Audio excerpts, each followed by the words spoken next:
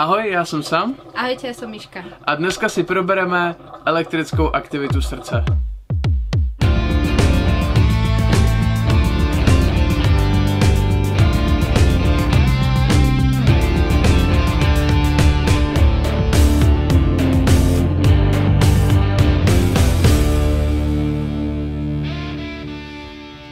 Srdce je svalový orgán se 4 dutinami, který funguje jako kontinuálně pracující pumpa. Pohání tak krev přes cévy do všech částí těla a tím umožňuje výživu a výměnu látek ve tkáních.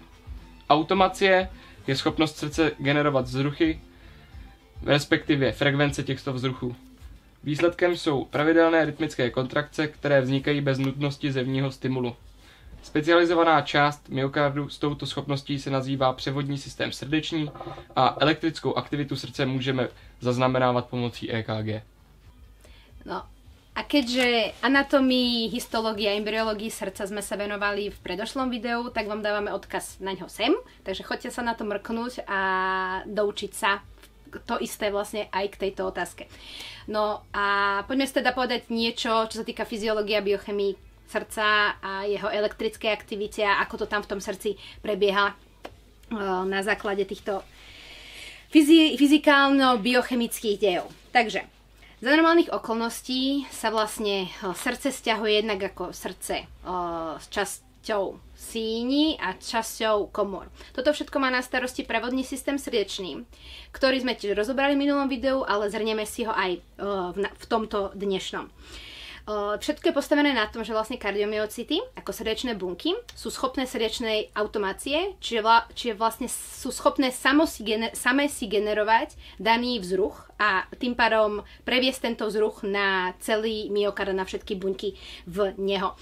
Fyziologicky sa vzruch generuje v pacemakerových bunkách, ktoré sú primárne situované v SA uzli, synoatriálnom uzli, a ten spôsobuje tepovú frekvenciu o veľkosti 60 až 90 alebo až 100. Keď synoatriálny úzol vypadne, tak jeho funkciu preberá práve atrioventrikulárny úzol, ktorý potom generuje impulzy o frekvencii okolo 50, a keď aj toto zlyhá, tak ide do hry ventrikulárny rytmus o frekvencii 30 tepov za minútu.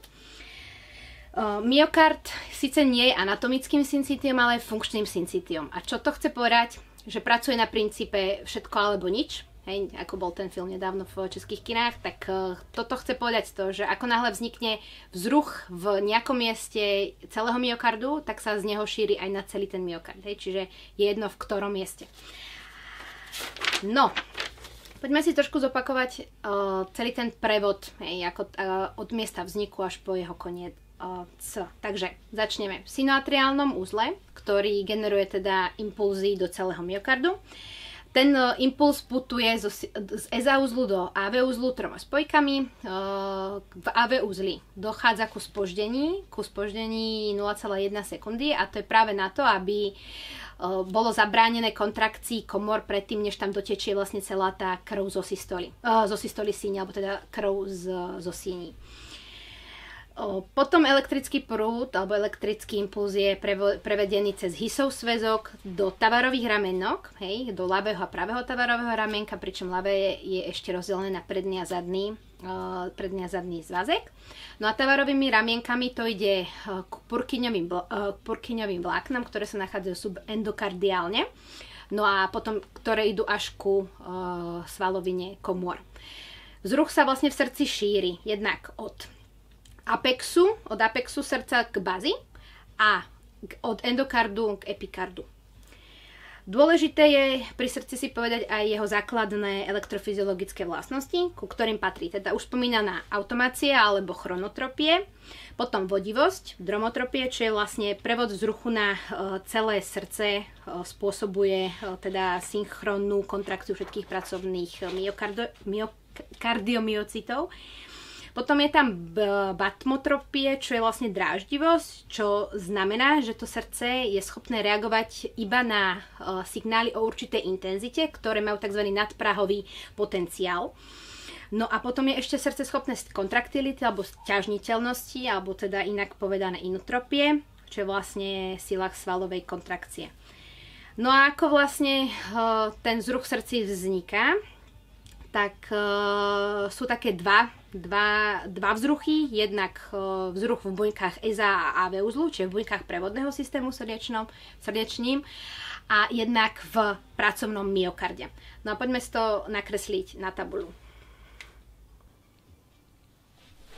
Takže poďme sa pozrieť na to, ako sa tvorí akčný potenciál v buňkách prevodného systému srdečného, konkrétne SA a AV uzly.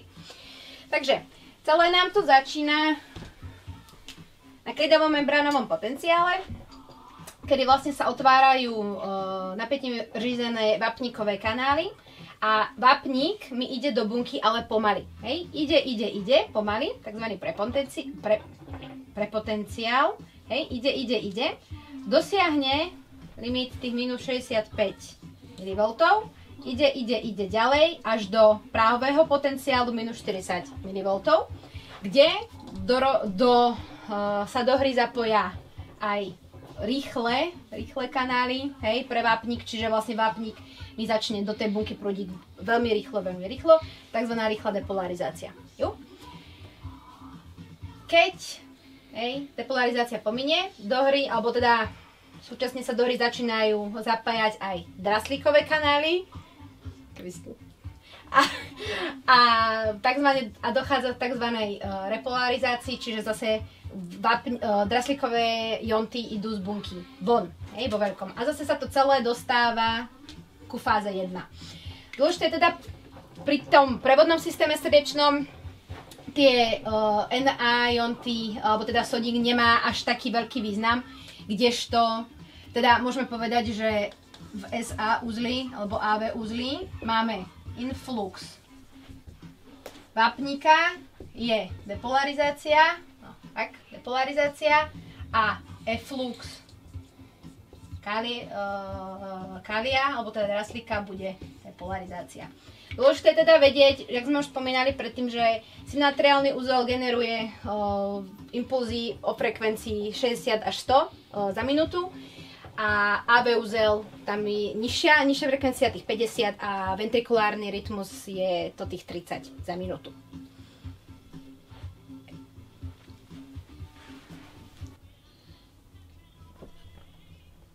No ako to je v buňkách pracovného myokardu? No, tam ten akčný potenciál vzniká trošku iným spôsobom, a to tak, že v prvom rade sa nám otvoria napätím řízené sodíkové kanály. Hej. Bude teda sodík prúdiť do buňky, hej, vo veľkom, hej, bude rýchla depolarizácia, hej, z toho klidového membránového potenciálu, hej, až kým sa mi neuzavrú tie sodíkové kanály a začne mi tým repolarizácia. Hej. Ovšem, predtým, než dojde k samotnej repolarizácii, ako ju poznáme s draslíkom, tak ešte tam je tzv. Fáze plato, v ktorej hrajú úlohu hlavne pomalý influx v kalciových alebo teda vápnikových jontov. Hej. No a tie, až keď sa uzavrú, spustia rýchlu repolarizáciu s tým, že vlastne zase draslík mi pôjde z buňky von, hej, pôjde preč. Hej. Dôležité, čo je pri tomto celom pracovnom myokarde zdôrazniť, je tzv. Refraktérní fáza, hej, máme absolútnu a relatívnu. Čo to vlastne je? Je to vlastne moment alebo čas, kedy to srdce nie je sťažiteľné, hej, alebo teda nemôže prebehnúť vzťah, áno. Tá absolútna refraktérna fáza znamená, že ani s nadprahovým potenciálom alebo s nadprahovým impulzom mi neprebehne ten vzťah, kdežto v určitej fáze tej refraktérnej periódy už môže prebehnúť vzťah s nadprahovým potenciálom, čiže nejakým veľmi veľkým impulzom, a to je teda tá relatívna refraktérna fáza. Po tej repolarizácii vlastne mi to všetko mi ten klidový membránový potenciál mení, alebo teda vracia ku svojmu pôvodnému. No a vlastne v tejto časti kontrakcie myokardu má jednak účinnosť aj sodík, aj vápnik, aj draslík. Hej, čiže nie ako ten prevodný systém srdečný, kde teda je vápnik a dráslík. Tak si povíme mechanismus kontrakce vlastně srdeční svaloviny. Probíhá to teda odlišným způsobem jako, ta iniciace je odlišným způsobem jako u kosterního svalu. Vlastně pro kontrakci myokardu potřebujeme ty excitované buňky, které vlastně se musí ta jejich akční potenciál se musí přeměnit na ten svalový stah. A to je vlastně spřažení té excitace s tou kontrakcí. Vlastně srdeční sval upřednostňuje hlavně svoji zásobu toho kalcia, ale potřebuje k tomu i vlastně extracelulární ten vápník. To si hned řekneme. V první fázi teda přijde ten akční potenciál po té sarkomeře nebo sarkoplazmě a zaběhne do těch T-tubulů. To jsou invagenace vlastně té sarkolemy. Dostávají se teda dovnitř té buňky, tam se vlastně během fáze plato se začnou otevírat CA2 kanály, ty dihydropyridinové receptory a ty vápenatý ionty vlastně jdou dovnitř do té buňky. V třetí fázi vlastně by nestačila ta frakce jenom toho nevázaného vápníku extracelulárně a musí se teda zvýšit nějak, nebo musí teda proběhnout nějaká rychlejší depolarizace. A k tomu slouží vlastně ryanodinové receptory, které jsou CA dependentní. Ty jsou na sarkoplazmatickém retikulu. Tam se tedy otevřou ty vlastně ligandem CA2 řízený jako kanály a vyplaví se teda obrovské množství toho vápníku ven, tím se vlastně depolarizuje ta buňka a ten vápník se naváže na ten troponin C, odkryje tropomyozin z toho aktinového vlákna. Tam čeká už myozín, který vlastně má navázanou ATP. Ta se hydrolyzuje ATP dehydrogenázou na ADP a fosfát. Ten se naváže na ten aktín, odštěpí se ten fosfát, hlavička se vlastně stáhne. V další fázi se odštěpí ADP a naváže se ATP. To znamená, že se vlastně uvolní ta hlavička a srovná se do výchozí pozice. Na konci té fáze plato ustává proud CA2 iontů do buňky a vlastně ustává i z toho sarkoplazmatického retikula, kde se uzavírají ty kanály a postupně se začíná vlastně repolarizovat tím způsobem, že na tom sarkoplazmatickém retikulu jsou takzvané SERCA2 CA AT-pázy, které pumpují za spotřebu energie vlastně vápník zpět do těch cysteren. A jsou zde i na té sarkolemě jsou CA-NA antiport, který zase pumpuje CA ven a sodík dovnitř. A vlastně má to za vznik pokles vápníků v té buňce a tudíž zase navázání tropomyozinu na aktivní místo aktinu. No, můžeme si říct teda tu elektrokardiografii, to nám přiblíží Myška.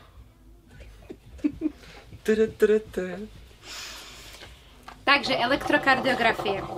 Čo to je? Určite to každý poznáte, keď sa povie, ideme mu natočiť EKG, alebo jak tam capajú tie elektrodky na človeka, tak to je vlastne elektrokardiografie, ktorá tvorí základ v kardiológii. Je to neinvazívna diagnostická metóda, veľmi, veľmi, veľmi dôležitá. A čo z nej vyjde je vlastne elektrokardiogram, to je vlastne záznam.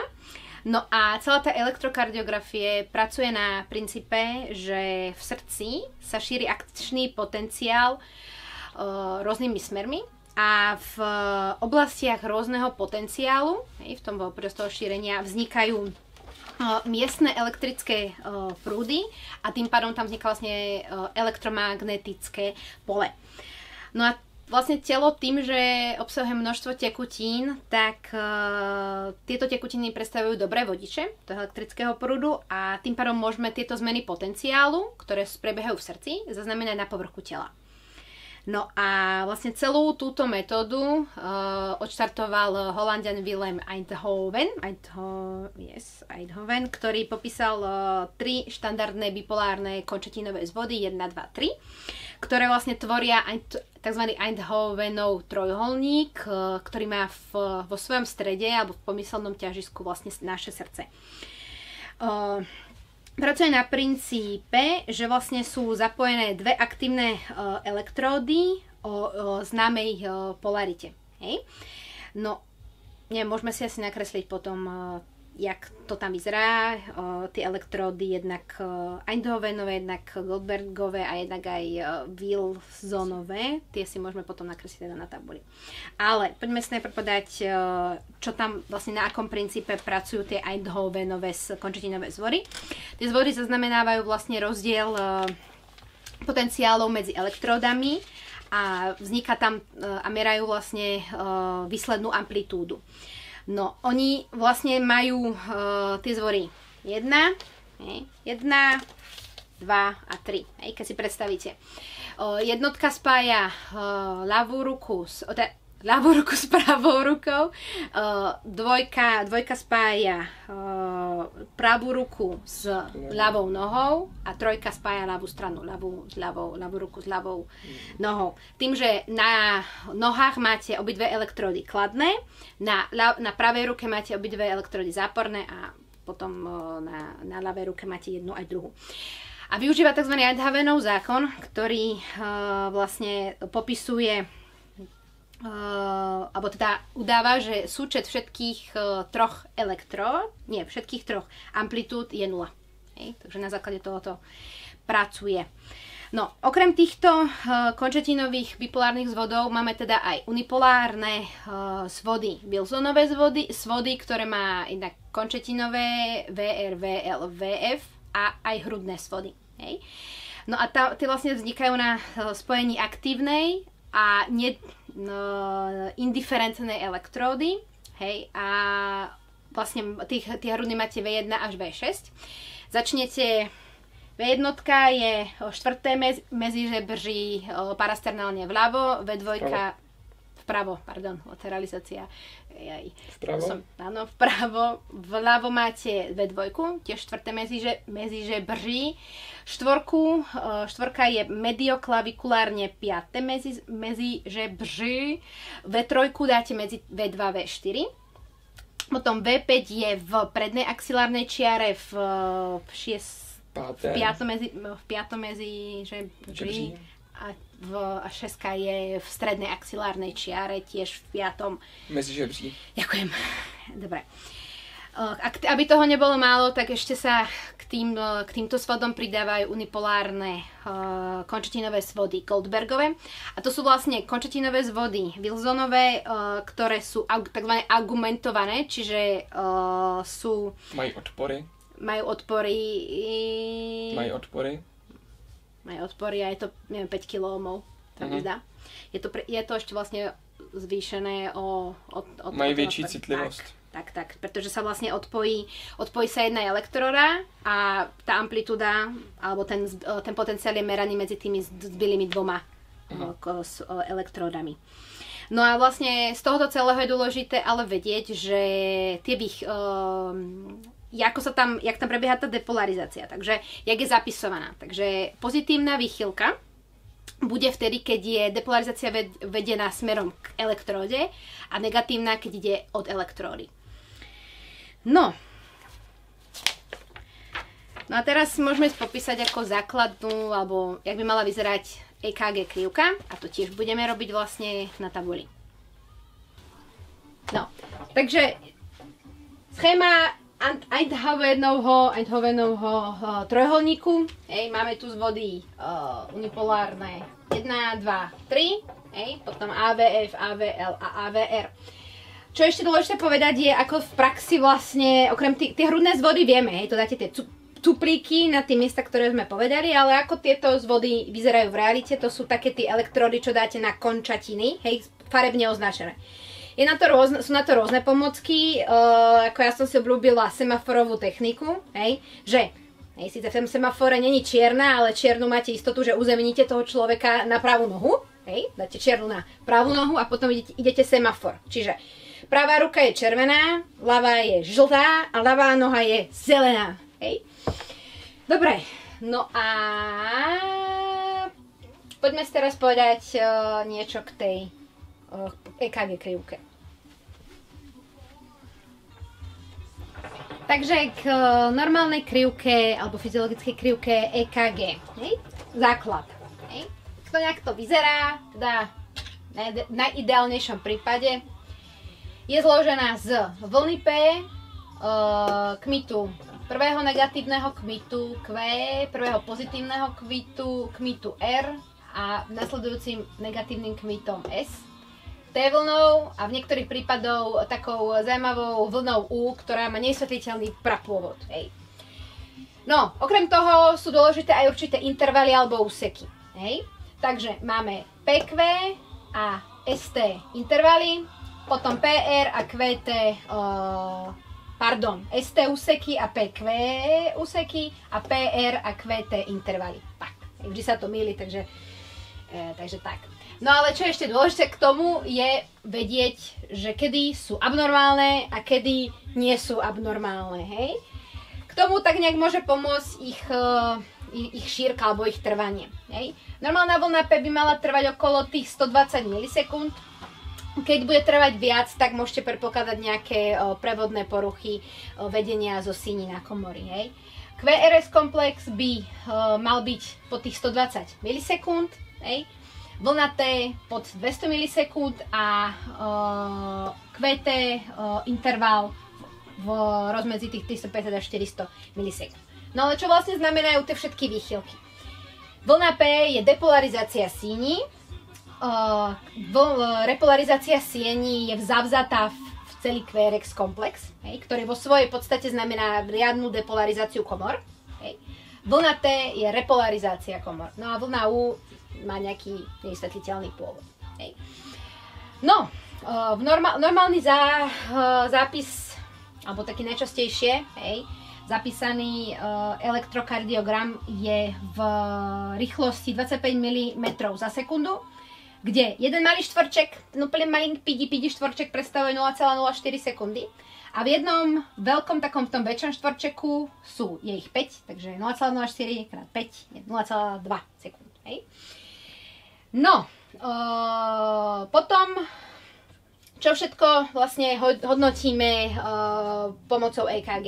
Je tam také desatero alebo strašne veľa vecí, ktoré môžeme hodnotiť. Základom je najprv akces srdečný, či je pravidelná alebo nepravidelná. To sa hodnotí podľa týchto RR, čiže podľa intervalov RR. Najjednoduchšie je, keď vezmete nejaký kúsok papiera, označíte si niekoľko za sebou idúcich eriek a porovnáte to, že či je tá vzdialenosť konštantná. Potom vlastne hodnotíte tú frekvenciu, srdečný rytmus, kedy vlastne hodnotíte, či je sinusový, alebo či je nie teda abnormálny, ale či vychádza z iného miesta ako sinoatriálneho uzlu. A to vlastne poznáte podľa vlny P. Keď máte vlnu P v zvodoch, najlepšie viditeľná v druhom svode, tak môžete predpokladať, že máte normálny sinusový rytmus. Ako náhle by napríklad vlna P bola invertovaná, alebo teda negatívna, tak môžete predpokladať nejaký Jungčil alebo nodálny. A keby bol nejaký abnormálny QRS komplex, tak môžete predpokladať vedenie, alebo teda ventrikulárny rytmus. Potom je dôležité určiť teda srdečnú frekvenciu. To z toho EKG stripu môžete určiť, alebo najčastejšia metóda na určovanie je systém 300 deleno počet štvorčekov. Ak máte 300, vy delíte vzdialenosť medzi RR, hej, dajme tomu, že by bol jeden štvorček, tak máte frekvenciu 300. Hej. Keď budete mať 2 štvorčeky, tak bude 150, keď budú 3, bude 100, keď budú 4, je 75 a keď budete mať 5, tak je tá frekvencia 60. Jo? Nie je tam nejaká neviem, hej, no, nesedí to matematicky, hej, malo by to sedieť matematicky, takže to sedí matematicky. Takže 300 deleno počet štvorčekov. Dobre, potom hodnotíte už samotné tie intervaly a trvania, hej, a všímate si jednotlivé výchylky. Takže môžeme začať teda vlna P. Hej, už som spomínala, že keby bol ten interval rozblajznutý nejako, alebo by tam vlna P možno aj chýbala, to znamená, že je že porušený teda prevod zo síní na komory, tam môžete predpokladať nejaké SA blokády alebo AV blokády, ale o tom viac budete počuť v patofyziológii v následujúcom ročníku. Potom QRS komplexy, tie bývajú najčastejšie abnormálneho tvaru, čiže buď sú moc úzke, alebo naopak horšie, keď sú moc ako rozblajnuté alebo roztiahnuté, hej, že majú 200 milisekúnd alebo niekoľko. Vtedy môžete vlastne predpokladať nejaké ramenkové blokády, hej, pri prevode na svalovinu komor. Potom najčastejšie u infarktu myokardu hodnotíte potom, či je STEMI alebo non-STEMI, a to je vlastne podľa toho, že či máte eleváciu ST segmentu a KMIT-Q, takzvaný KMIT-Q, hej. Teda ST elevácie u akutného infarktu myokardu, ale môžete sa setkať aj s ST depresemi alebo invertovanými vlnami T v niektorých zvoroch. No, potom je dôležitá samozrejme aj osa srdečný, hej, že to srdce je, síce sme povedali v tom minulom videu, že to srdce je trošku doľava zvrtnuté, ale môže byť aj vertikálne položené alebo aj doprava. No a orientačne, alebo teda výpočet osy srdečnej sa robí niekoľkými spôsobmi, je na tom mnoho rád na YouTube, možno vám aj na fyziológii spomínali nejaké typy. Dôležité je hlavne vedieť, nakresliť si, hej, tie stupne jednotlivých zvorov. Bacha na to, není to klasické ako poznamenávaných 360 stupňov, ale v tej dolnej časti, hej, máte plusové hodnoty od 0 do 180 a môžete to teda posunúť až do tých 360, alebo dáte minus 30, minus 90, minus 60, minus 90, teda. Takže vzvod 1 sa nachádza v 0 stupňoch, vzvod 2 je v 60 stupňoch, vzvod 3 je v 120 stupňoch. AVF 90, AVL minus 30, AVR minus 50, z minus 150. No, a teraz ako na to? Jednak, keby to chcete veľmi presne, tak urobíte to, že zo stripu EKG si pomocou pravítka vezmete amplitúdy jednotlivých QRS komplexov a nanesiete podľa správneho smeru ich vektory na dané tie priamky alebo tie úseky. A tam vlastne vektorovým súčtom vám vyjde presná tá čo najpresnejšia hodnota stupňov, aké to srdce, ktorú to srdce zaujíma. Lenže v praxi častokrát treba rýchlejšie rýchlejšie zistiť tú osu srdečnú, a ja, čo som si v poslednej dobe obľúbila systém, je teda, že kúknete sa na zvod 1, 2, 3 alebo 1, 2 AVF a pozriete sa na to, v akom zmysle, či pozitívnom, či negatívnom sa nachádza hrot, čiže ten zobáčik, alebo teda KMIT-R. Ja som si tu nakreslila, že vo zvode 1 je pozitívny. Hej, mám zvod 1. Hej. A teraz čo s tým? S tým, že je pozitívny. Robí sa to tak, že si urobíte kolmicu na ten daný zvod, že jedna kolmica mi pôjde sem. Hej. A teraz je to pozitívne, takže si vyšrafujem túto časť. Hej. Pozriem sa na zvod 2. Hej. Tu je to také divné, hej, je to proste skoro rovnaké, hej, negatívne a pozitívne, ale stále prevláda viac tá pozitívnejšia časť. Takže zvod 2, hej, mám zvod 2, kolmica pôjde cez, tady to, hej, takže zase je pozitívnejšia, dajme tomu, že si vyšrafujeme túto časť, hej. No a zacucneme to s vodom AVF, AVF je 90, kolmica je zase tu, hej, a máme ju pozitívnu, takže takto. A prienik všetkých tých troch farieb, kde mám zelenú, oranžovú aj červenú, je vlastne niekde tento sektor, a teda je fyziologický, pretože fyziologická osa sa nachádza v rozmedzi minus 30 až do tých plus 90 alebo 110. Hej. Ako náhle to bude viac ako 110, čiže niekde v tomto sektore, hej, tak to bude doprava. Hej. Tá osa bude srdečná viac vpravo. Keď to bude nad tých minus 30, tak to je doľava. A ešte rýchlejšie určenie tohto je to, že sa pozriete na zvod 1 na 3. Hej. Keby mal zvod 1 takúto vychylku a zvod 3 takúto vychylku, že zobáčiky sú k sebe, tak to je doprava. A keď budú tie zvody naopak, že budete mať od seba v tej jednotke a v trojke, tak to bude doľava. Hej. Ono záleží na každom, ako sa vlastne, aký systém si obľúbi. Jako hlavne dôležité vedieť fakt tie stupne. No a myslím, že sme zhrnuli asi všetko, čo sa týka nejakého popisu tej EKG krivky.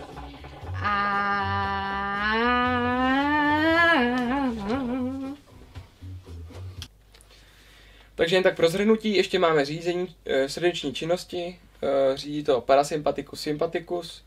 Parasympaticus je z nervus vagus s mediátorem acetylcholinem a jsou to rámy kardiací. Působí teda v SA uzlu negativně chronotropně, to znamená, že zpomaluje vlastně zpomaluje srdeční rytmus a v AV uzlu zpomaluje převod toho vzruchu na komory a to znamená, že to dělá negativní dromotropní účinek. A pak máme sympatikus, který má mediátor noradrenalin a adrenalin z cirkulující plazmy.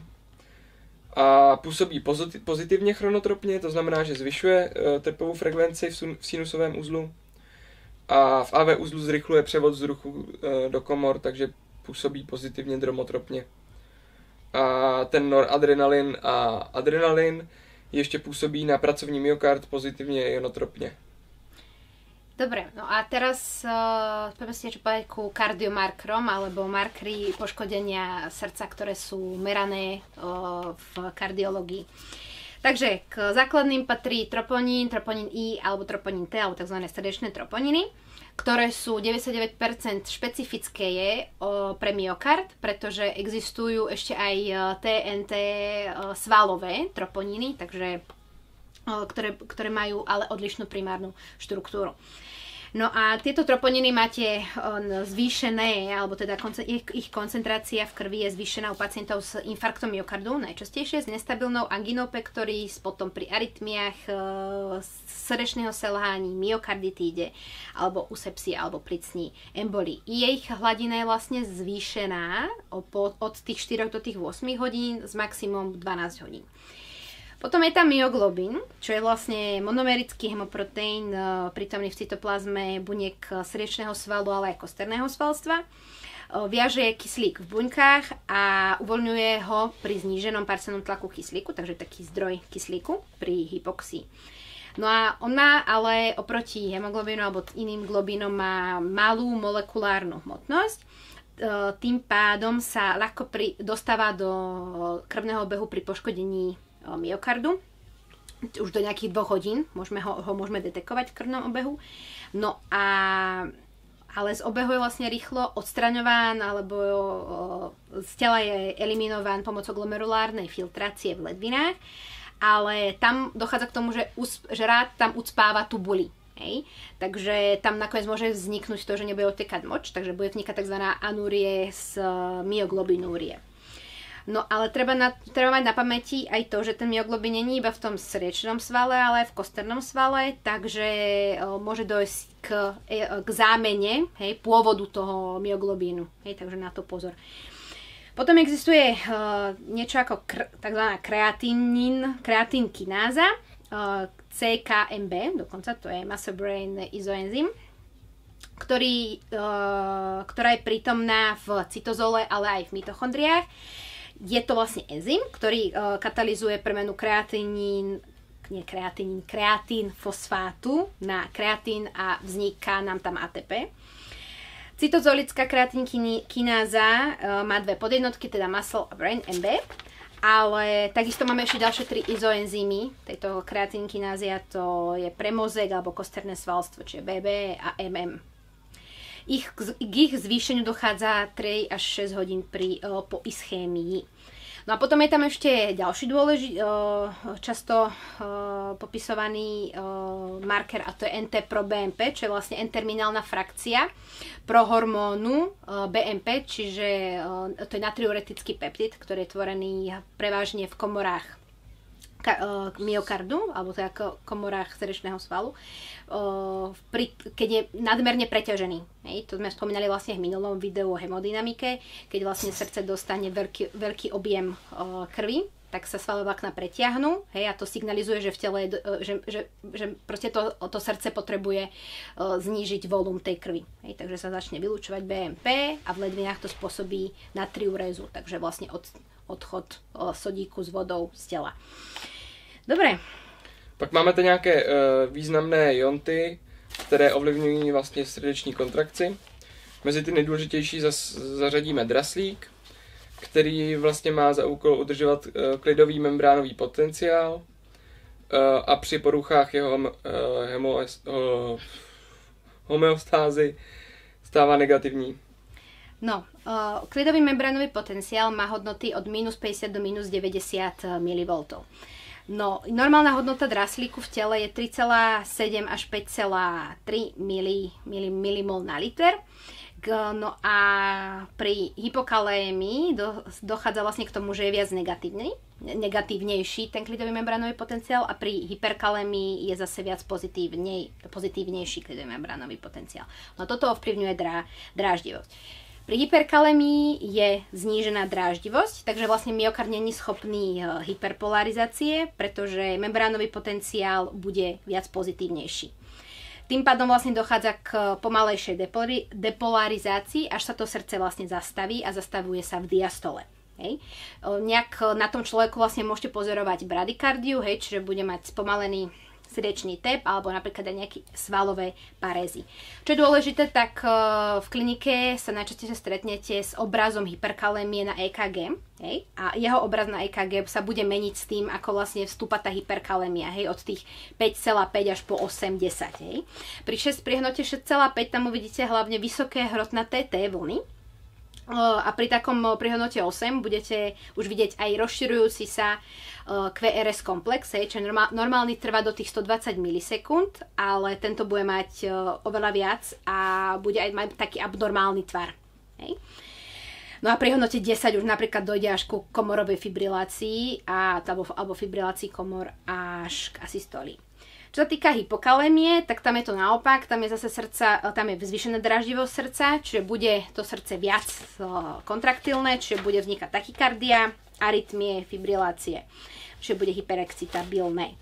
Zase na EKGčku to uvidíte ako nízke oploštené T vlny, ktoré môžu pokračovať až do depresí ST segmentu. No. Dôležité je vedieť, že ako sa nám draslík do tej bunky môže dostať, a to niekoľkými spôsobmi. Jednak zvýšenou aktivitou NAK-ATPázy, ktorá vlastne funguje tak, že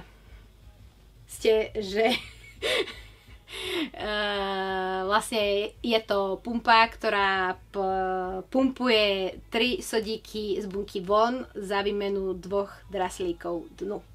Že jo, dobre. Tak.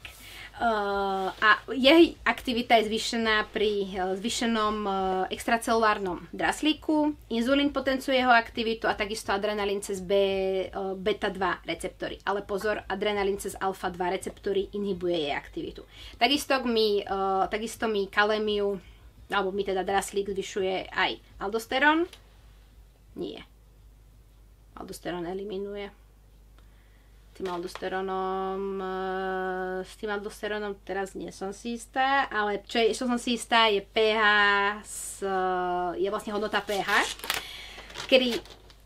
keď mám acidózu metabolickú, čiže mám veľa protónov, tak mi tie bunky na to zareagujú tak, že mi protón vezmú do bunky, ale musia vypľuť von z bunky zase nejaký kation, čiže draslík pôjde von, takže mi bude vznikať hyperkalémia, pri alkalóze to bude naopak, tam bude hypokalémia. No, a vápník? No vápník je důležitý vlastně pro srdeční vztah když je nedostatek vápníku, tak ten vztah bude vlastně bude se snižovat ta kontraktilita myokardu, protože tam bude nedostatek toho volně rozpuštěného vápníku v krvi. A při zase hyperkalcémii zase bude vlastně nastávat zástava srdce v systole, protože tam zase bude moc toho vápníku a bude vlastně ta buňka do sebe nám dá tolik vápníku, že nebude moc relaxovat to srdce a bude furt otevřená vlastně bude v křeči. Zastaví se v té systole a bude v křeči.